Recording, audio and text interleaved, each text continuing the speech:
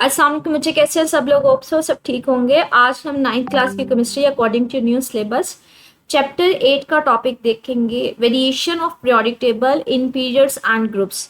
Variation का मतलब है किस तरह से तब्दीली आ रही है, किस तरह से चेंज आ रहा है पीरियोडिक प्रॉपर्टीज में।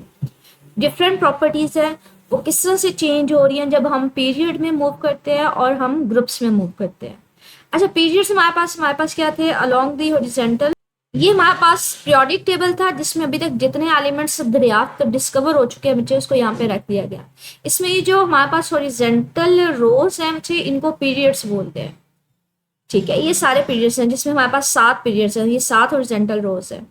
और ग्रुप्स कौन से हैं? ये जो वर्टिकल कॉलम्स हैं इनको बच्चे ग्रुप्स बोलते हैं। तो आज हमने देखना है कि जब हम पीरियड में देखते हैं एलिमेंट्स जो अरेंज हुए हुए हैं तो किस तरह से उनकी खसूसियात में, उनकी प्रॉपर्टीज़ में चेंज आता है जब हम लोग पीरियड में लेफ़्ट से राइट पे चले। और इसी तरह अगर हम ग्रुप में टॉप टू बॉटम जाएँ, ऊपर से नीचे आएँ, तो किस तरह से मुख्तलिफ प्रॉपर्टीज़ चेंज होंगी। तो उसके बारे में हम लोग देखना चाह रहे हैं, वेरिएशंस देखना चाह रहे हैं, चेंज देखना चाह रहे हैं, किस तरह से प्रॉपर्टीज़ चेंज होती हैं। कहते हैं periodicity in the properties of the elements occur due to the reoccurrence of the similar electronic configuration in the outermost shell। अच्छा, इसमें ना हमने एक बात पढ़ी थी कि आपके पास कुछ एलिमेंट्स गुजरने के बाद ना periodicity मतलब कुछ प्रॉपर्टीज रिपीट हो रही होती हैं। और वो कौन सी प्रॉपर्टीज रिपीट होती हैं? वो हमारे पास बाहर बैरूनी शेल में, आउटरमोस्ट शेल में ना इलेक्ट्रॉन्स की तादाद एक जितनी हो जाती है। फॉर एग्जाम्पल ये लिथियम है, इसके बाहर वाले शेल में एक इलेक्ट्रॉन है। कुछ एलिमेंट्स गुजरने के बाद ब्रीलियम, बोरॉन, कार्बन, ये सारे गुजरने के बाद सोडियम आता है, इसके बायो वाले शेल में भी एक इलेक्ट्रॉन होता है। फिर हमारे पास कुछ एलिमेंट्स गुजरने के बाद पोटाशियम आता है, उसके बायो वाले शेल में भी एक इलेक्ट्रॉन होता है। तो हम कहते हैं कुछ इंटरवल के बाद, कुछ पीरियड के बाद हमारे पास एलिमेंट्स में जो बाहर वाले शेल में इलेक्ट्रॉन्स की तादाद है वो एक जैसी होती है। फॉर एग्जाम्पल अगर मैग्नीशियम लेंगे, इसके बाहर वाले शेल में 2 इलेक्ट्रॉन्स हैं, तो कुछ एलिमेंट्स गुजरने के बाद आपके पास कैल्शियम आएगा जिसके बाहर वाले शेल में 2 इलेक्ट्रॉन्स होंगे। तो हम कहते हैं कुछ इंटरवल के बाद, कुछ पीरियड के बाद हमारे पास बाहर वाले शेल में इलेक्ट्रॉन्स की तादाद क्या होती है? रिपीट होती है। तो हमारे पास क्या होता है कि ये जो आउटर मोस्ट शेल में इलेक्ट्रॉन्स की तादाद रिपीट हो रही है, इसकी वजह से कहते हैं बहुत सारी प्रॉपर्टीज जो हैं वो भी हमारे पास क्या होती हैं, उसमें भी पीरियोडिसिटी होती है, मतलब उनकी प्रॉपर्टीज भी एक जैसी होती हैं। कहते हैं हमारे पास मोस्ट कॉमनली जो हम लोग प्रॉपर्टीज आज पढ़ेंगे वो हम एटॉमिक रेडियस पढ़ेंगे, आयोनाइजेशन एनर्जी पढ़ेंगे, electron affinity and electron negativity. पहले ये देखेंगे हमारे पास है क्या सारी चीज़ें, फिर देखेंगे कि पीरियोडिक टेबल में ये किस तरह से चेंज हो रही होती है।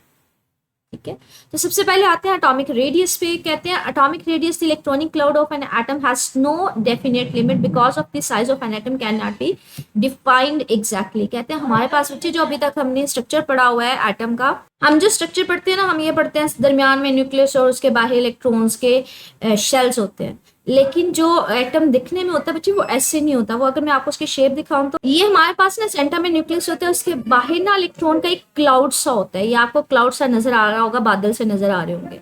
यहाँ पे ना क्लियर शेल नजर नहीं आ रहे होते, लेकिन ये क्लाउड से नजर आ रहे होते हैं। तो कहते हैं इस केस में आपके पास एटम का रेडियस निकालना बहुत मुश्किल हो जाता है यहाँ पे, क्योंकि आपको कोई बाउंड्री नजर नहीं आ रही होती। यहाँ पे कोई लिमिट उसकी नजर आ रही है, कोई लिमिट नजर नहीं आ रही। तो कहते हैं इस केस में इसका रेडियस हम कहाँ से कहाँ तक लेंगे? यहाँ से लेके यहाँ तक लेंगे, यहाँ से लेके यहाँ तक लेंगे, तो वो आइडेंटिफाई करना मुश्किल हो जाता है। तो कहते हैं इस केस में हम फिर रेडियस कैसे मालूम करते हैं? जब वो एटम कोई बॉन्ड बनाएगा। कहते हैं फॉर एग्जाम्पल आपने एटॉमिक रेडियस बताना है तो आपको बॉन्ड के बारे में जब वो बॉन्ड बनाता है तो उस केस में इसको डिस्कस करना पड़ेगा। कहते हैं हम एटॉमिक रेडियस को कैसे डिफाइन करते हैं? As half the distance between the nuclei of the 2 identical bonded atoms के। अगर 2 सेम एटम्स के दरमियान बॉन्ड बना हुआ है तो उस डिस्टेंस के दरमियान जो हाफ होगा वो हमारे पास एटॉमिक रेडियस होगा। फॉर एग्जाम्पल एटॉमिक रेडियस पढ़ने के लिए ना आप क्या करेंगे, 2 ऐसे एटम्स लेंगे जिनके दरमियान बॉन्डिंग हुई होगी। यहाँ पे ना 2 एक जैसे एटम लिए जाते हैं।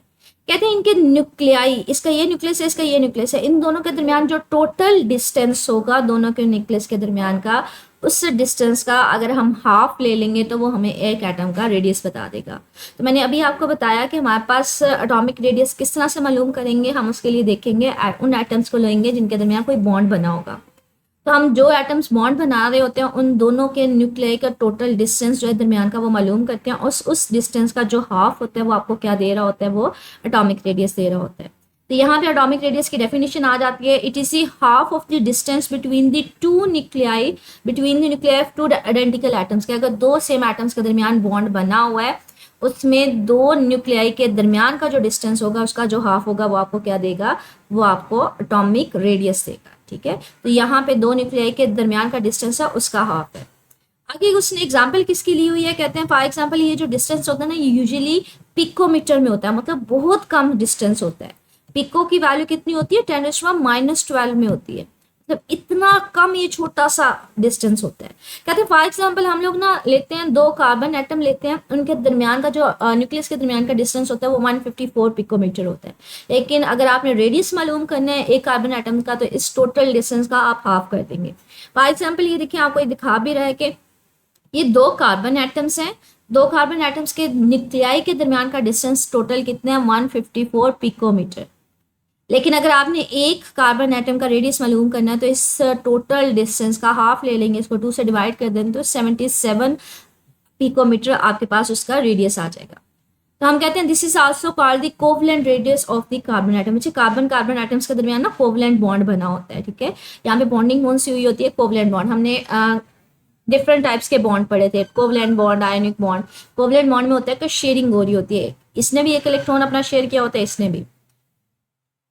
तो यहाँ पे आप दो न्यूक्लियाई के दरमियान का डिस्टेंस उसका हाफ ले रहे हैं और ये दोनों एटम्स किस तरह से एक दूसरे के साथ बॉन्ड बना रहे हैं, वो कोवलेंट बॉन्ड बना रहे हैं, इसलिए इसके हिसाब से इसको कोवलेंट रेडियस भी बोल दिया जाता है। तो एटॉमिक रेडियस इस पूरे पैसेज में हमने ये बात की कि एटम का कोई प्रॉपर या डेफिनेट लिमिट नहीं होती उसके साइज की। क्यों? क्योंकि एटम के बाहर एक क्लाउड होता है इलेक्ट्रॉन्स का, तो आपको एग्जैक्टली उसकी लिमिट नहीं पता चलती कि आपने कितना उसका रेडियस लेना है। फिर उस केस में आप क्या करते हैं, आप ऐसे एटम्स लेते हैं जिनके दरमियान बॉन्ड बना होता है, दो सिमिलर एटम्स लेते हैं जिनके दरमियान बॉन्डिंग हुई होती है। तो वहां पे दो न्यूक्लियाई के दरमियान का जो डिस्टेंस होता है उसका अगर हाफ ले लेंगे तो वो आपको क्या दे देगा, उसका एटॉमिक रेडियस दे देगा। तो इसमें आप यहाँ पे ये कहेंगे कि आप सिंगल एटम का रेडियस मालूम नहीं कर सकते। ये शॉर्ट क्वेश्चन इसमें बता रही हूँ कौन कौन से बनते हैं। क्यों मालूम नहीं कर सकते, क्योंकि एटम के बाहर जो इलेक्ट्रॉन है वो क्लाउड की फॉर्म में होते हैं, इसलिए उसका साइज एग्जैक्टली मालूम करना पॉसिबल नहीं है। ठीक है, एटॉमिक रेडियस फिर कैसे मालूम करते हैं, उसकी डेफिनेशन यहाँ से है कि हमारे पास हाफ लेते हैं of the distance between the nuclei of two identical bonded atoms के। अगर दो एक जैसे एटम्स के दरमियान बॉन्ड बना हुआ है तो आप उस डिस्टेंस का हाफ ले लेते हैं। एग्जाम्पल आप इसमें ले लीजिएगा कि हमारे पास दो कार्बन एटम्स के दरमियान जो टोटल डिस्टेंस होता है दो न्यूक्लियाई के दरमियान वो हमारे पास 154 पिकोमीटर होता है, और अगर रेडियस होगा तो उस डिस्टेंस का हाफ हमारे पास क्या होगा, 77 पिकोमीटर। और ये एमसीक्यू के लिए है कि जो हमारे पास एटॉमिक रेडियस होता है वो किस में होता है, 10⁻⁻12 मीटर, मतलब बहुत छोटा डिस्टेंस होता है दो न्यूक्लियाई के दरमियान, इसको पिकोमीटर बोलते हैं। अब हमने एटॉमिक रेडियस पता कर लिया, बेसिकली हमारे पास होता क्या है, अब हम पता करेंगे कि जो वेरिएशन है किस तरह से एटॉमिक रेडियस जो है वो बदल रहा होता है along the period. In period में अगर हम मूव करें तो एटॉमिक रेडियस किस तरह से चेंज होता है। मैंने आपसे बताया था पीरियड होता क्या है, ये बेसिकली बच्चे जो हॉरिजॉन्टल रोज होती है ना इनको पीरियड्स बोलते हैं। ठीक है, तो कहते हैं अगर पीरियड में हम लेफ्ट से राइट पे जाएं तो हमारे पास किस तरह से पीरियोडिक टेबल में चेंज आएगा वो देखते हैं। ये ना एक सिंपल सा ट्रेंड है नॉर्मल मेटल्स के लिए। ठीक है, मतलब इसमें बच्चे ये वाली जो मेटल्स है ना दरमियान वाली ट्रांजिशन मेटल्स 3 से 12 तक इनको कंसीडर नहीं किया गया, सिर्फ नॉर्मल मेटल्स पहला दूसरा ग्रुप और 13वें से लेकर 18वें तक। तो ये जो नॉर्मल मेटल्स हैं उनके लिए ट्रेंड है कि अगर अक्रॉस द पीरियड आप पीरियड के अलाउंग मूव करें ना तो हमारे पास जैसे जैसे लेफ्ट से राइट जाते जाते हैं तो हमारे पास क्या होता जाता है, साइज छोटा जाता है, एटॉमिक रेडियस कम होता जाता है। लेकिन अगर टॉप टू बॉटम आए, आप ऊपर से नीचे आए तो हमारे पास साइज बढ़ता जाता है। तो वो इसी चीज़ को हमारे पास एक्सप्लेन कर रहा है कि जैसे जैसे हम पीरियड में लेफ्ट से राइट मूव करते हैं तो साइज जो है एटम का वो डिक्रीज हो रहा है। जैसे मैंने आपको यहाँ पे दिखाया भी है कि आप लेफ्ट से राइट मूव करते हैं तो साइज हमारे पास क्या होता जाता है, कम होता जाता है। तो एटॉमिक रेडियस भी क्या होता जाएगा, कम होता जाएगा। It is because as we go from lithium to neon, कहते हैं जब हम लोग लेफ्ट से, लिथियम हमारे पास क्या था, ये हमारे पास ये पीरियोडिक टेबल में दूसरे ग्रुप का पहला एलिमेंट है और ये एंड वाला है। तो कहते हैं अगर हम लेफ्ट से राइट पे जाए, मतलब स्टार्ट से लास्ट पे तक जाए तो हमारे पास क्या होता है, आउटर मोस्ट सेल में जो इलेक्ट्रॉन्स की तादाद है ना वो बढ़ती जाती है। ठीक है, एक चीज याद रखिएगा, हमारे पास जो भी एटम होता है वो न्यूट्रल होता है। न्यूट्रल का मतलब है जितने उसके पास न्यूक्लियस में प्रोटॉन्स होते हैं उतने ही उसके पास बाहर इलेक्ट्रॉन्स होते हैं। तो कहते हैं जब हम लेफ्ट से राइट पे जाते हैं, फॉर एग्जांपल आप लिथियम से नियॉन पे जाते हैं तो हमारे पास बाहर वाले शेल में इलेक्ट्रॉन्स की तादाद बढ़ती है। जब बाहर वाले शेल में इलेक्ट्रॉन्स की तादाद बढ़ेगी तो न्यूक्लियस में प्रोटॉन्स भी तो बढ़ेंगे, चार्जेस भी तो बढ़ेंगे। तो इसका मतलब है न्यूक्लियस में प्लस चार्ज बढ़ता है, तो वो प्लस चार्ज बढ़ने की वजह से वो क्या करता है, बाहर वाले चार्जेस को, इलेक्ट्रॉन्स को ज्यादा कशिश के साथ अपनी तरफ खींचता है, जिसकी वजह से हम कहते हैं हमारे पास क्या हो रहा है, साइज कम होना शुरू हो जाता है। फॉर एग्जाम्पल ये देखेंगे अगर हम लोग लिथियम से जा रहे हैं नियॉन की तरफ, तो हमारे पास लिथियम की बाई वाले शेल में ना एक इलेक्ट्रॉन है, लेकिन ये देखिए इलेक्ट्रॉन्स की तादाद बढ़ती जा रही है। अब इलेक्ट्रॉन्स की तादाद बढ़ती जा रही है, इलेक्ट्रॉन्स की तादाद बढ़ेगी तो बच्चे न्यूक्लियस में प्रोटॉन्स भी बढ़ेंगे। अब एक इलेक्ट्रॉन यहाँ पे बढ़ा तो न्यूक्लियस में जितने भी प्रोटॉन से एक और मजीद बढ़ गया प्रोटॉन, यहाँ पे इलेक्ट्रॉन बढ़े तो प्रोटॉन्स भी बढ़ेंगे। तो कहते हैं जैसे जैसे हम लेफ्ट से राइट पे जा रहे होते हैं तो इलेक्ट्रॉन्स बढ़ने के साथ साथ जो सेंटर में न्यूक्लियस होता है उसमें प्रोटॉन्स की तादाद भी बढ़ रही होती है। यहाँ पे ज्यादा प्रोटॉन्स होंगे तो ये बाई वाले इलेक्ट्रॉन्स को ज्यादा कशिश के साथ अपनी तरफ खींचते हैं। तो ये देखिए प्रोटॉन्स बढ़ रहे हैं, इलेक्ट्रॉन बढ़ने की वजह से हमारे पास प्रोटॉन्स भी बढ़ रहे हैं और बाहरी वाले इलेक्ट्रॉन्स के ऊपर ज्यादा वो कशिश के साथ उसको अपनी तरफ खींचेंगे। तो यहाँ पे मैक्सिमम इलेक्ट्रॉन्स बढ़ रहे होते हैं तो हमारे पास मैक्सिमम यहाँ पे हमारे पास उतने ही प्रोटॉन्स भी बढ़ेंगे और वो बाहरी वाले शेल में जो इलेक्ट्रॉन्स उनको ज्यादा कशिश के साथ खींचेंगे। तो हम कहते हैं जब हम लेफ्ट से राइट पे जाते हैं इलेक्ट्रॉन्स बढ़ने की वजह से प्रोटॉन्स भी बढ़ रहे होते हैं न्यूक्लियस में, और वो क्या करते हैं बाहरी वाले शेल को में जो इलेक्ट्रॉन्स होते हैं उनको ज्यादा कशिश के साथ ज्यादा पुल के साथ अपनी तरफ खींच रहे होते हैं। तो हम कहते हैं साइज जो है वो हमारे पास कम होना शुरू हो जाता है। अब वो इसी चीज को शो कर रहा है कि पीरियोडिक टेबल में लिथियम, जैसे मैंने अभी आपको ये फिगर में शो भी करवाया, ये वाला ये सेकंड पीरियड है हमारे पास। कहते हैं अगर सेकंड पीरियड में हम देखें, आपको वैसे नजर भी आ रहा होगा कि यहाँ पे जैसे हम लेफ्ट से राइट पे जा रहे हैं तो साइज हमारे पास कम होता जा रहा है। अब उसको मैथमेटिकली भी उसने बताया हुआ है कि जब आप सेकंड पीरियड में जाते हैं तो ये देखिए एटॉमिक रेडियस 152 है, फिर कम हो गया 113, 88, 77, 75, तो कम होता जा रहा है नियॉन तक वैसे ही कम हो गया। तो इसकी रीजन यही है कि जब हम लेफ्ट टू राइट जाते हैं तो इलेक्ट्रॉन्स बढ़ने के साथ साथ न्यूक्लियस में प्रोटॉन्स की तादाद भी बढ़ती जाती है और वो बाहरी वाले इलेक्ट्रॉन्स को ज्यादा कशिश के साथ अपनी तरफ खींचता जाएगा और ये हमारे पास क्या होगा, साइज कम होता जाएगा। आगे कहते हैं हमारे पास अगर हम लोग एटॉमिक रेडियस की वेरिएशन देखें ग्रुप्स में, ग्रुप आपको मैंने ऑलरेडी बताया था हमारे पास क्या होते हैं, ये जो वर्टिकल कॉलम होते हैं इनको ग्रुप्स कहते हैं। कहते हैं अगर हम ऊपर से नीचे आए तो हमारे पास एटॉमिक रेडियस किस तरह से होगा। ये मैंने ना आपको प्रीवियस लेक्चर में एक फिगर दिखाई थी कि ग्रुप में जब हम ऊपर से नीचे आते जाते हैं तो बच्चे एक बाहरी वाले शेल में, तो एक ग्रुप में बाहरी वाले शेल में इलेक्ट्रॉन्स की तादाद एक जितनी होती है। जैसे ये पहला ग्रुप है तो सबके बाहरी वाले शेल में इलेक्ट्रॉन एक ही होगा, लेकिन जैसे जैसे हम ऊपर से नीचे आते जाते हैं तो एक शेल ऐड होता जाता है। यहाँ पे 2 शेल थे, यहाँ पे 3 शेल हो जाते हैं, अगला आता है उससे अगला एलिमेंट एक और शेल मजीद ऐड हो जाता है। तो ऊपर से नीचे आते जाते हैं तो हमारे पास नंबर ऑफ शेल्स बढ़ते जाते हैं, तो हम कहते हैं उसका साइज बढ़ता जाता है। ठीक है, तो हम कहते हैं हमारे पास एटॉमिक रेडियस इंक्रीज होगा। तो कहते हैं एटॉमिक रेडियस जो है ना, हम टॉप टू बॉटम जब ऊपर से नीचे आते हैं ग्रुप में तो हमारे पास हर अगले एलिमेंट में एक नया शेल ऐड हो रहा होता है। तो नया शेल ऐड होने की वजह से उसका साइज बढ़ता जाता है जैसे जैसे हम ऊपर से नीचे आते जाते हैं।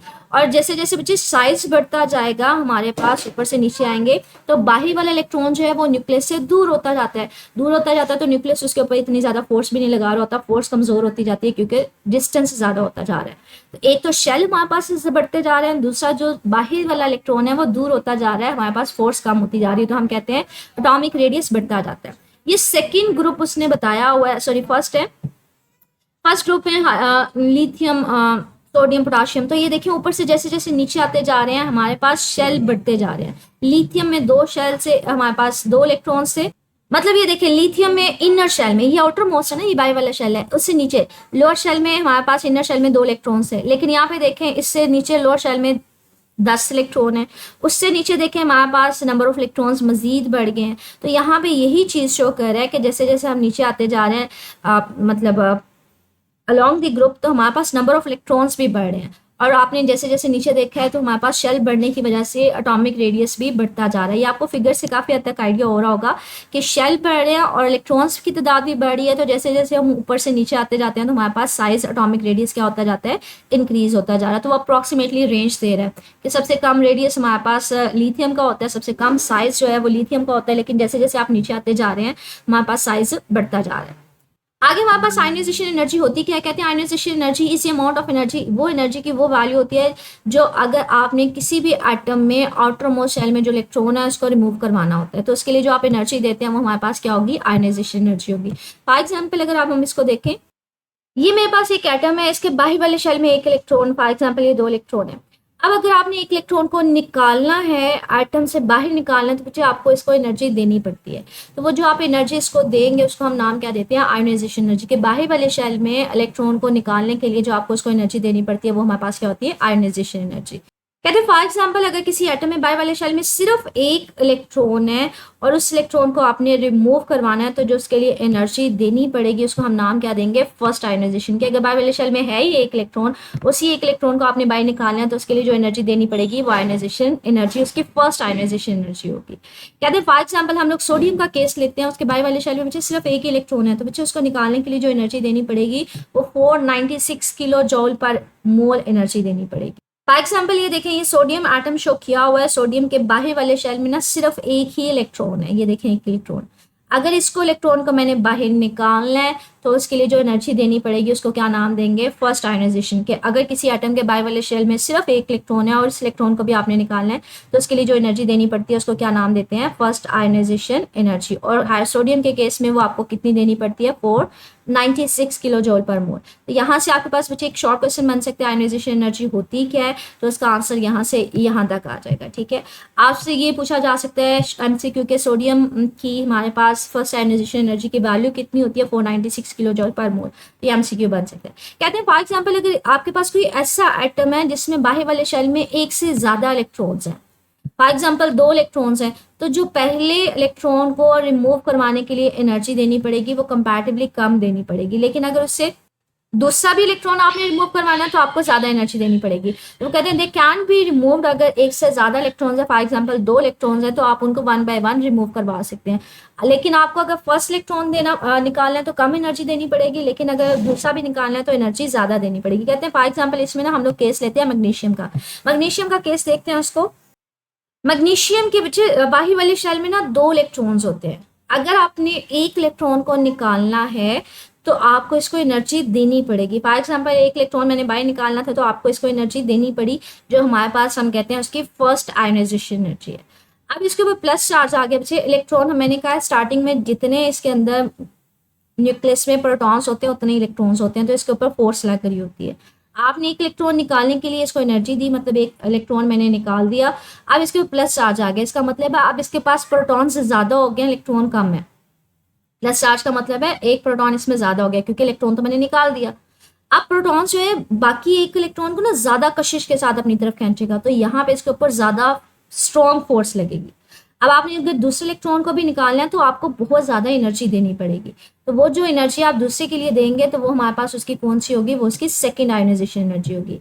पहले इलेक्ट्रॉन को निकालने के लिए जो एनर्जी देनी पड़ती है वो उसकी फर्स्ट आयोनाइजेशन एनर्जी होती है। दूसरे इलेक्ट्रॉन को निकालने के लिए जो उसकी एनर्जी देनी पड़ेगी वो सेकेंड आयोनाइजेशन एनर्जी होगी। लेकिन यहाँ पे मैंने आपसे ये कहा है कि पहले इलेक्ट्रॉन को रिमूव करवाना आसान होता है, क्योंकि यहाँ पे ये देखें प्रोटॉन्स हैं वो 2 इलेक्ट्रॉन्स को खींच रहे हैं, उनके ऊपर फोर्स लगा रहे हैं। आपने एक इलेक्ट्रॉन निकाल दिया, अब सिर्फ एक ही इलेक्ट्रॉन बचा है, तो अब प्रोटॉन्स तो वही थे, उतनी तादाद थी, अब वो एक इलेक्ट्रॉन को ज्यादा कशिश के साथ खींचेंगे, तो अगर आपने उसको रिमूव करवाना है तो ज्यादा एनर्जी देनी पड़ेगी। तो ये देखिए इस केस में दूसरा इलेक्ट्रॉन को निकालने के लिए आपको ज्यादा 2 टाइम ज्यादा देनी पड़ रही है, 1451 देनी पड़ी है, लेकिन पहले इलेक्ट्रॉन को निकालने के लिए इतनी ज्यादा एनर्जी नहीं देनी पड़ रही थी। तो यहाँ पे यही बात करें कि अगर आपने फॉर एग्जाम्पल मैग्नीशियम है, इसके 2 इलेक्ट्रॉन्स हैं, तो ये ईजी है कि वो फर्स्ट इलेक्ट्रॉन को आराम से रिमूव करवाया जा सके। उसको रिमूव करवाने के लिए एनर्जी कितनी चाहिए होती है, 737। लेकिन अगर आपने दूसरा इलेक्ट्रॉन रिमूव करवाना है तो उसके लिए आपको ज्यादा एनर्जी देनी पड़ेगी, और कितनी देनी पड़ेगी, तकरीबन 2 टाइम देनी पड़ेगी।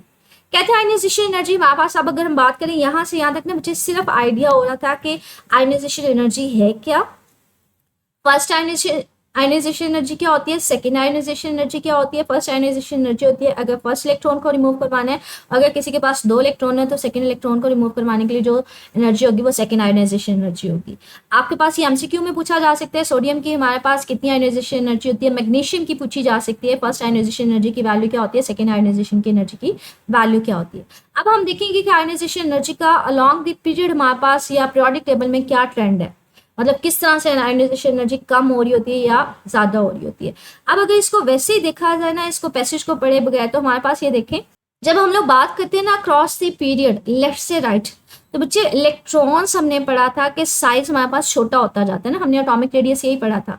अब साइज होता है छोटा होता जा रहा है, मतलब न्यूक्लियस की इलेक्ट्रॉन्स के ऊपर फोर्स ज्यादा लग रही है, डिस्टेंस कम है ना, दूर कम है सेंटर से। तो जैसे जैसे हम लेफ्ट से राइट पे जा रहे हैं तो डिस्टेंस कम, एटॉमिक साइज कम होने की वजह से इलेक्ट्रॉन्स के ऊपर न्यूक्लियस की अट्रैक्शन ज़्यादा है, तो इलेक्ट्रॉन को निकालना मुश्किल हो जाता है, तो आपको ज़्यादा आयनाइजेशन एनर्जी देनी पड़ती है। तो यहाँ पे यही कह रहा है कि आपके पास आयनाइजेशन एनर्जी का भी जो हमारे पास लिंक है वो एटॉमिक साइज के साथ ही है।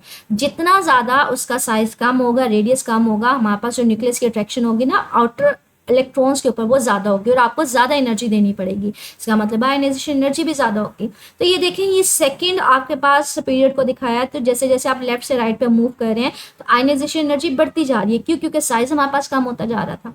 तो अक्रॉस द पीरियड, जब आप पीरियड में लेफ्ट से राइट पे जाते हैं तो हमारे पास आयोनाइजेशन एनर्जी क्या हो रही होती है? इंक्रीज हो रही होती है। क्यों? क्योंकि साइज कम हो रहा होता है, न्यूक्लियस की जो इलेक्ट्रॉन्स के ऊपर अट्रैक्शन है वो क्या हो रही होती है? बढ़ रही होती है। लेकिन अगर हम ग्रुप में बात करें कि ग्रुप में क्या होता है, अगर ग्रुप में आपको मैं यहाँ पे फिगर भी दिखाऊं, हमने ग्रुप में पढ़ा था कि जैसे हम ऊपर से नीचे आते हैं तो साइज बढ़ता है।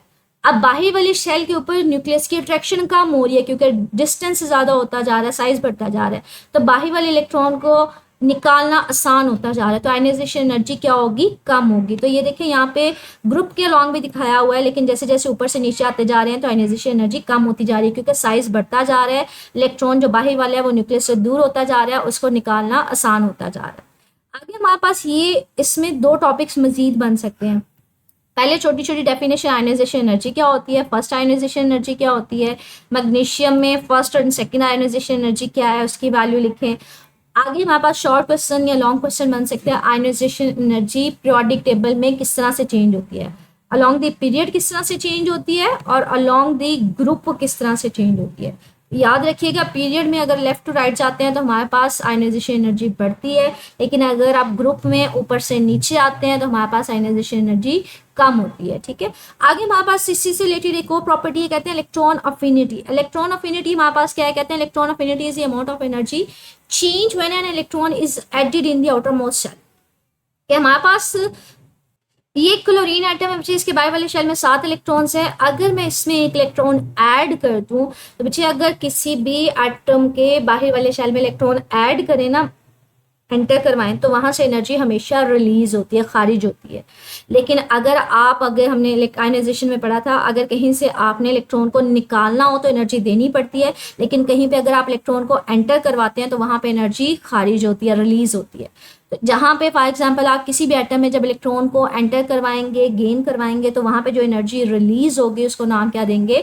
Electron affinity. तो वो यहाँ पे यही बात करें, इलेक्ट्रॉन अफिनिटी हमारे पास है क्या? एनर्जी चेंज है, एनर्जी रिलीज है जब आप एक इलेक्ट्रॉन को किसी एटम के आउटरमोस्ट शेल में एंटर करवाते हैं। ठीक है, उसमें एग्जांपल उसने क्या दी हुई है, कहते हैं फॉर एग्जांपल जैसे मैंने आपको ये फिगर दिखाई थी, ये क्लोरीन था, तो आपने इसमें इलेक्ट्रॉन को ऐड किया था, तो जो एनर्जी चेंज आएगा, एनर्जी इसकी रिलीज होगी, वो हमारे पास फॉर एग्जांपल ये -349 है, तो ये एनर्जी रिलीज होती है। कहते हैं इसी तरह से अगर यहाँ पे मैं फ्लोरीन ले लूँ, उसमें इलेक्ट्रॉन को ऐड करवा दूँ, तो उस केस में जो एनर्जी रिलीज होगी वो कितनी होगी? -328 होगी। ठीक है, तो इसमें एग्जांपल आप ले सकते हैं। कहते हैं अब अगर हम बात करें इलेक्ट्रॉन अफिनिटी की, कि हमारे पास किस तरह से चेंज होगा पीरियोडिक टेबल में, कि कब हमारे पास ज़्यादा एनर्जी रिलीज होगी, तो इस पैसेज को पढ़ने से पहले ना आप इस डायग्राम को दोबारा से देखिएगा कि अब ये देखिए बच्चे, हमारे पास लेफ्ट से राइट जा रहे हैं तो हमारे पास क्या हो रहा है कि साइज कम होता जा रहा है। अब जब हमारे पास बाहर से कोई इलेक्ट्रॉन्स ऐड करेंगे तो न्यूक्लियस बाहर से आने वाले इलेक्ट्रॉन को ज्यादा कोशिश के साथ अट्रैक्ट करेगा, तो यहाँ पे ज्यादा एनर्जी रिलीज होगी कंपैरेटिव टू दिस। अगर यहाँ पे इलेक्ट्रॉन को ऐड करेंगे तो इलेक्ट्रॉन न्यूक्लियस की इतनी ज्यादा अट्रैक्शन नहीं होगी, तो एनर्जी इतनी ज्यादा रिलीज नहीं होगी। तो वो यहाँ पे यही बात कर रहे हैं कि जब हम लोग पीरियड में बात करते हैं, जैसे जैसे हम लेफ्ट से राइट पे जाएंगे तो हमारे पास साइज कम होगा, साइज कम होने की वजह से न्यूक्लियस आने वाले इलेक्ट्रॉन्स को ज्यादा अट्रैक्शन के साथ खींचेगा और ज्यादा एनर्जी वहां पे रिलीज होगी, या चेंज एनर्जी, ज्यादा चेंज एनर्जी आएगी। लेकिन अगर ग्रुप में बात करें तो कहते हैं इलेक्ट्रॉन अफिनिटी हमारे पास डिक्रीज होती है। अब क्यों डिक्रीज? के बच्चे ग्रुप में आप लोग टॉप टू बॉटम देखते हैं तो साइज बढ़ता है, जैसे मैंने आपको ये दिखाया, ग्रुप में जैसे जैसे आप ऊपर से नीचे आते जाते हैं तो साइज बढ़ता जाता है, तो न्यूक्लियस की अट्रैक्शन जो है वो बाहर वाले इलेक्ट्रॉन्स के ऊपर कम होगी, तो बाहर से आने वाले इलेक्ट्रॉन को ये कम फोर्स के साथ खींचेगा, कम अट्रैक्शन लगाएगा, तो हम कहते हैं कि कम एनर्जी रिलीज होगी। तो ऊपर से नीचे आते जाते हैं तो इलेक्ट्रॉन अफिनिटी डिक्रीज होती है। वो यहाँ पे यही बात कर रहे हैं, ऊपर से नीचे आएंगे तो साइज बढ़ता है, बिगर एटम्स में न्यूक्लियस जो है वो आने वाले इलेक्ट्रॉन्स को कम अट्रैक्शन के साथ खींचेगा, इसलिए इलेक्ट्रॉन अफिनिटी भी क्या होगी? कम होगी। तो यहाँ पे ये शॉर्ट क्वेश्चन बन सकता है, पहले हमारे पास इलेक्ट्रॉन अफिनिटी है क्या, फिर along the period electron affinity किस तरह से चेंज हो रही होती है, अलोंग द ग्रुप किस तरह से चेंज होती है। आगे हमारे पास है इलेक्ट्रॉन नेगेटिविटी। कहते हैं हमारे पास इलेक्ट्रोनेगेटिविटी है क्या बच्चे, कहते हैं अगर दो एटम्स के दरमियान इलेक्ट्रॉन शेयर हुआ हो ना, तो किसी भी एटम की खासियत होती है वो कितना इलेक्ट्रॉन को अपनी तरफ खींच सकता है, अट्रैक्ट कर सकता है। वो जितना इलेक्ट्रॉन को लेने की सलाहियत रखता है वो हम कहते हैं उतना ज्यादा इलेक्ट्रॉन नेगेटिव होता है। फॉर एग्जाम्पल अगर मैं आपको एक फिगर दिखाऊं, यहाँ पे ना बॉन्ड बना हुआ है हाइड्रोजन और ये क्लोरीन है। अब क्लोरीन के पास बच्चे 7 इलेक्ट्रॉन्स होते हैं और हाइड्रोजन के पास हमारे पास 1 इलेक्ट्रॉन होता है। ये क्या करते हैं, अपने 2 इलेक्ट्रॉन शेयर करते हैं। जब ये शेयरिंग कर लेते हैं, ये देखें हाइड्रोजन ने अपना इलेक्ट्रॉन शेयर किया होता है, क्लोरीन ने भी अपना 1 इलेक्ट्रॉन शेयर किया होता है। अब यहाँ पे जो क्लोरीन होता है ना बच्चे, ये इलेक्ट्रॉन का जो पेयर होता है इसको अपनी तरफ ज्यादा खींच लेता है, ये इसके ज्यादा पास होते हैं तो इसलिए उसके ऊपर नेगेटिव चार्ज आ जाता है। ये हाइड्रोजन से दूर होता है तो हम कहते हैं ये इसके ऊपर प्लस चार्ज आ जाता है। बच्चे याद रखिएगा कि अगर किसी से इलेक्ट्रॉन ले लिया जाए, मतलब निकाल दिया जाए, तो उसके ऊपर प्लस चार्ज आता है, और अगर किसी को इलेक्ट्रॉन वो ले लेता है तो उसके ऊपर नेगेटिव चार्ज आता है।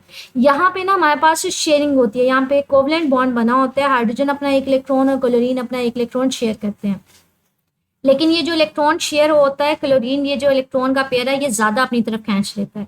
बॉन्ड यहाँ पे मौजूद होता है लेकिन ये क्या करता है, ये इलेक्ट्रॉन पेयर को अपनी तरफ ज्यादा खींचता है, तो ऐसा लग रहा होता है कि ये क्लोरीन ने ले लिए, तो इसलिए क्लोरीन के ऊपर पार्शियल नेगेटिव चार्ज आता है। इसको पार्शियल का मतलब है नेगेटिव है, थोड़ा थोड़ा चार्ज, क्योंकि इसने इलेक्ट्रॉन का पेयर अपनी तरफ ज्यादा खींचा हुआ है, ज्यादा अट्रैक्ट किया हुआ है, ठीक है। और इसके ऊपर पार्शियल पॉजिटिव आ जाता है, ऐसा लग रहा होता है ये इससे बहुत दूर है, इसके पास तो इलेक्ट्रॉन है ही नहीं। हालांकि बॉन्डिंग होती है, लेकिन ये होता है कि ये इलेक्ट्रॉन का पेयर क्लोरीन के थोड़ा ज्यादा पास होता है, क्लोरीन इसको ज्यादा अट्रैक्शन के साथ अपनी तरफ खींच रहा होता है। तो इलेक्ट्रोनेगेटिव वो यही कहते हैं कि इलेक्ट्रॉन अट्रैक्टिंग एबिलिटी है, कोई भी एटम इलेक्ट्रॉन को जितना ज्यादा अट्रैक्ट करेगा हम कहते हैं उतना ज्यादा वो इलेक्ट्रॉन नेगेटिव होगा। फॉर एग्जाम्पल ये इसी को बॉन्ड को दिखाया हुआ है, ये हाइड्रोजन है ये क्लोरीन है, इन्होंने अपना अपना इलेक्ट्रॉन शेयर किया हुआ है, लेकिन क्लोरीन क्या करता है, ये इलेक्ट्रॉन अपनी तरफ ज्यादा खींच लेता है, इसके ऊपर ज्यादा कशिश लगाता है, तो ये अपनी तरफ इलेक्ट्रॉन ज्यादा खींच लेगा, तो इसलिए उसके ऊपर नेगेटिव चार्ज आ जाता है, हम कहते हैं ये इलेक्ट्रोनेगेटिव है। ये इलेक्ट्रॉन हाइड्रोजन से दूर चला जाता है, इसके ऊपर प्लस चार्ज आ जाता है, तो हम कहते हैं ये इलेक्ट्रॉन पॉजिटिव है। तो कहते हैं इलेक्ट्रॉन नेगेटिव हमारे पास होती क्या है, इलेक्ट्रॉन अट्रैक्टिंग एबिलिटी होती है। कहते हैं इसके अलावा अगर हम बात करें इसको डिफाइन कैसे प्रॉपर्ली किया जाएगा, कहते हैं ये फोर्स होती है with which an atom attracts the shared pair of electron. मैंने यही बात की कि जहां पे इलेक्ट्रॉन शेयर किए जाते हैं तो जो एटम उस शेयर पेयर को ज्यादा अट्रैक्ट करेगा हम कहते हैं उसके ऊपर इलेक्ट्रॉन नेगेटिव चार्ज आ जाता है, जिसको हम कहते हैं पार्शियल नेगेटिव। जैसे मैंने आपको भी एग्जांपल दिखाई है क्लोरीन और हाइड्रोजन की, कि इन्होंने अपना अपना इलेक्ट्रॉन शेयर किया हुआ था। क्लोरीन इस इलेक्ट्रॉन जो शेयर हुआ है इसको थोड़ा सा अपनी तरफ ज्यादा खींच लेता है, तो इसके ऊपर पार्शियल नेगेटिव चार्ज आ जाता है, ऐसा लग रहा होता है कि उसने ले ली है, और जिससे ये दूर हो जाता है उसके ऊपर नेगेटिव पॉजिटिव चार्ज आ जाता है। तो इलेक्ट्रोनेगेटिव एटम्स होते हैं are those whose outer electrons are attracted by a large nuclear charge. मैंने वही आपको बात की है, क्लोरीन उसको क्या कर लेता है, अपनी तरफ ज्यादा अट्रैक्ट कर लेता है। Increases from left to right, आप उसका ना ट्रेंड बता रहे हैं कि इलेक्ट्रोनेगेटिविटी हमारे पास अगर हम पीरियोडिक टेबल में देखें तो किस तरह से हमारे पास इंक्रीज हो रही है। अब ये देखिए बच्चे हमारे पास क्या है, हमने ये बात पढ़ी हुई है किसी भी एटम को पूरा होने के लिए कितने इलेक्ट्रॉन्स चाहिए होते हैं, 8 इलेक्ट्रॉन्स चाहिए होते हैं। दूसरा इसके अलावा ये देखें हमारे पास यहाँ पे जैसे ये ऑक्सीजन है, इसके पास चाहिए, इसको मजीद 2 चाहिए, तो ये आने वाले इलेक्ट्रॉन्स को बड़ी कशिश के साथ खींचेगा। इसके पास 7 है तो ये जो शेयर होगा इसको बड़ी कशिश के साथ खींचेगा। इसके अलावा अगर आप लेफ्ट से राइट पे चलें तो हमने ये पढ़ा हुआ है कि इलेक्ट्रॉन्स बढ़ने के साथ साथ ना न्यूक्लियस में प्रोटॉन्स की तादाद भी बढ़ती है, तो वो बाहर वाले इलेक्ट्रॉन्स को ज्यादा कशिश के साथ खींचेंगे। अब वो ज्यादा कशिश के साथ खींचेंगे तो फॉर एग्जाम्पल ये किसी के साथ इलेक्ट्रॉन शेयर भी करेगा ना, तो यहाँ पे ज्यादा चार्ज होने की वजह से, ज्यादा प्रोटॉन्स होने की वजह से वो इलेक्ट्रॉन्स को ज्यादा कशिश के साथ खींचेंगे, तो हम कहते हैं इलेक्ट्रोनेगेटिविटी बढ़ेगी। तो यहाँ पे यही बात करें कि जब हम लेफ्ट से राइट पे जाते हैं तो हमारे पास क्या होते हैं, इलेक्ट्रोनेगेटिविटी इंक्रीज होती है। लेकिन अगर हम टॉप टू बॉटम जाएं, टॉप टू बॉटम हमने ये पढ़ा हुआ है कि हमारे पास साइज बढ़ने की वजह से न्यूक्लियस जो है वो बाहर, अगर कोई इलेक्ट्रॉन होगा इसके ऊपर इसके फोर्स बहुत ज्यादा कमजोर होगी, तो अगर यहाँ पे इसने शेयर किया होगा बाई वाला इलेक्ट्रॉन तो इतनी ज्यादा तो इसकी फोर्स ही नहीं होगी जो इसको अपनी तरफ खींच सके। तो हम कहते हैं ऊपर से नीचे जब हम जाते हैं तो इलेक्ट्रोनेगेटिविटी कम होती है, क्योंकि साइज बढ़ता है, बाहर वाले इलेक्ट्रॉन्स के ऊपर न्यूक्लियस की जो फोर्स है वो कम होगी, वो नहीं उसको खींचेगा, ठीक है। तो हम कहते हैं इलेक्ट्रोनेगेटिविटी डिक्रीज होगी फ्रॉम टॉप टू बॉटम। कहते हैं मोस्ट इलेक्ट्रोनेगेटिव एलिमेंट्स जो है ना वो हमारे पास कहाँ पे पाए जाते हैं, राइट साइड पे पाए जाते हैं पीरियोडिक टेबल के। कि पीरियोडिक टेबल में राइट साइड पे जैसे हम लेफ्ट टू राइट जाते हैं, इलेक्ट्रॉन्स की तादाद बढ़ने की वजह से प्रोटॉन्स की तादाद बहुत ज़्यादा बढ़ रही होती है, तो वो बाहर वाले इलेक्ट्रॉन्स को ज़्यादा कशिश के साथ खींच रहे होते हैं। ठीक है, वो यहाँ पे बात कर रहे हैं कि जो राइट साइड पे होंगे वो सबसे ज़्यादा इलेक्ट्रोनेगेटिव होंगे। उसमें हमारे पास कौन से होते हैं, फ्लोरीन, ऑक्सीजन या नाइट्रोजन। ये मैंने आपको ऑलरेडी इंडिकेट करवा दिया कि ये जो फ्लोरीन, ऑक्सीजन जैसे इसके साथ हैं तो ये आने वाले इलेक्ट्रॉन को ज़्यादा कशिश के साथ खींचेगा। इसमें ऑक्टेट का भी माइंड में रखिएगा कि 8 इलेक्ट्रॉन्स पूरे करने होते हैं, इसके पास 7 होते हैं, तो ये आने वाले एक इलेक्ट्रॉन को बड़ी ज़्यादा कशिश के साथ खींचेगा। ऑक्सीजन के पास 6 होते हैं, ये 2 इलेक्ट्रॉन्स को बड़ी ज़्यादा कशिश के साथ खींचेगा। तो कहते हैं जो राइट साइड पे होते हैं ना, एक तो इनमें न्यूक्लियस में चार्ज ज़्यादा होने की वजह से जो बाय इलेक्ट्रॉन्स होते हैं उसके ऊपर फोर्स ज़्यादा होती है। दूसरा ये कहता है कि इन्होंने अपने ऑक्टेट भी पूरा करना होता है। ऑक्टेट का मतलब है उन्होंने 8 इलेक्ट्रॉन्स पूरे करने होते हैं।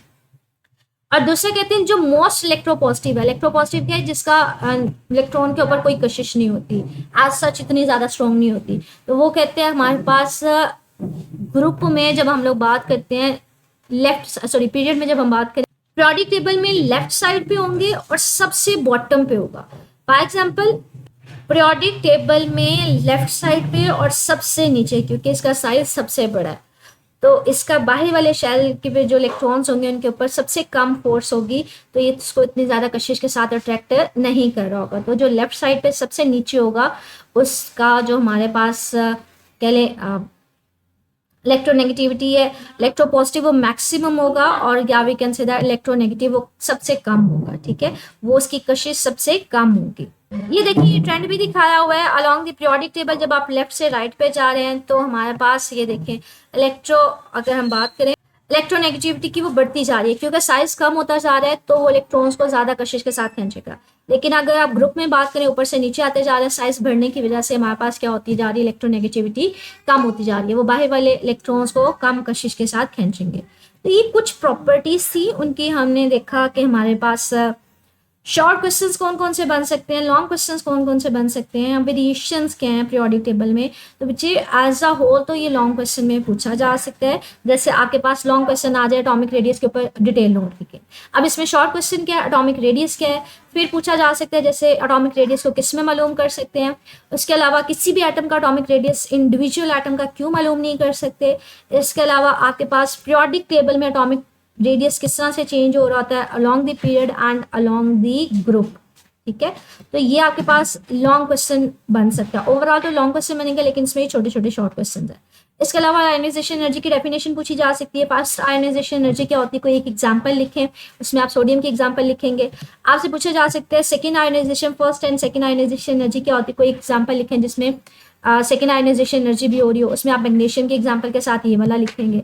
उसके अलावा आपसे अलग से पूछा जा सकता है आयनाइजेशन एनर्जी का ट्रेंड क्या है in the periodic table across the period and across the group, के ग्रुप में किस तरह से चेंज होता है और वो उसमें पीरियड में किस तरह से चेंज होता है। आगे हमारे पास शॉर्ट क्वेश्चन है ये। ओवरऑल तो लॉन्ग क्वेश्चन में ये कंप्लीट हेडिंग आ जाएगी इलेक्ट्रॉन अफिनिटी, लेकिन शॉर्ट में पूछा जा सकता है इलेक्ट्रॉन अफिनिटी है क्या। आपसे शॉर्ट क्वेश्चन पूछा जा सकता है कि फ्लोरीन की इलेक्ट्रॉन अफिनिटी की वैल्यू क्या है, ये एमसीक्यू भी पूछा जा सकता है।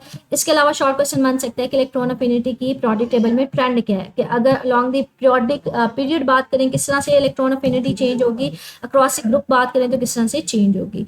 इलेक्ट्रोनेगेटिविटी भी एज अ होल तो लॉन्ग क्वेश्चन है, लेकिन इसमें शॉर्ट क्वेश्चन भी क्या बन सकता है, इलेक्ट्रोनेगेटिविटी डिफाइन करें। अक्रॉस दी ग्रुप अगर हम बात करें तो किस तरह से चेंज होगा, अक्रॉस द पीरियड अगर लेफ्ट टू राइट जाएंगे तो क्या इलेक्ट्रोनेगेटिविटी में चेंज आएगा। तो ये एक टॉपिक में 3 पॉइंट हमारे पास आई थिंक सो 8.4 था। इसमें नंबर ऑफ लॉन्ग क्वेश्चंस हैं और नंबर ऑफ शॉर्ट क्वेश्चंस हैं। ठीक है, तो मेक श्योर कीजिएगा, और ये सारे इंपॉर्टेंट हैं, इनको बड़े अच्छे से प्रिपेयर करना है। इससे रिलेटेड अगर हम लोग एक्सरसाइज में देखें कौन कौन से क्वेश्चन हैं, तो ये देखिए हमारे पास डिस्क्रिप्टिव लॉन्ग क्वेश्चन है। Explain the variation in the following properties in the period giving reasons. Atomic radius के ऊपर आपके पास डिटेल नोट है और आयनाइजेशन एनर्जी के ऊपर डिटेल नोट है। इसमें दूसरे दो भी डिटेल नोट पूछे जा सकते हैं, इलेक्ट्रॉन अफिनिटी और इलेक्ट्रॉन नेगेटिविटी।